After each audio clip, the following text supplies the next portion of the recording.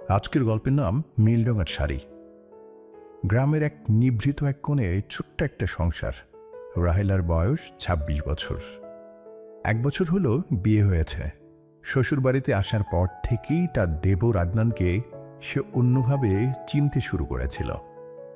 আদনান তখন সদ্য ২০ বছর, চোখে স্বপ্ন, মনে কৌতূহল আর আচরণে একরাশ মাধুর্য।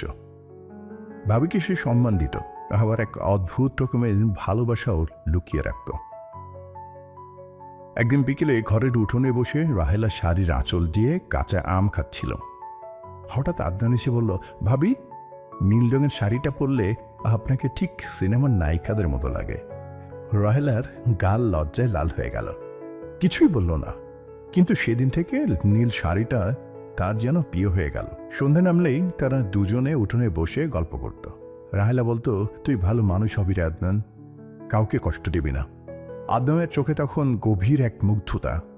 সে জানত ওই সম্পর্ক সামাজিক নয়, কিন্তু অনুভূতিগুলো সাদা কালোতে যেন আটকানোই যায় না। একদিন রাহেলার স্বামী শহরে চলে যায় কাজের খোঁজে। ১ মাস ২ মাস আর ফিরে না। ততদিনে রাহেলা আর আদনান একে অপরের নিঃশব্দ আশ্রয় খুঁজে নিয়েছে, কিন্তু সমাজের চোখে মানুষের কথা সব যেন গলার কাটা হয়ে উঠেছে। এক রাতে খুব ঝড় হচ্ছিল, বিদ্যুৎ নেই, ঘর আধারে ঢাকা। রাহেলা তখন কাঁপছিল। আদনান এসে একটা চাদর গায়ে দিল। হঠাৎ রাহেলা বলল, তুই থাকলে আমি খুব শান্তি পাই রে আদনান। আদনান উত্তর দিল, তোমাকে চোখে চোখ রেখে আমি কেন জানি কথাই বলতে পারি না। চোখে চোখ পড়ল, কিন্তু ঠোঁটে কোনো শব্দ এলো না, শুধু ঝড়ের শব্দ মিশে একাকার হয়ে গেল।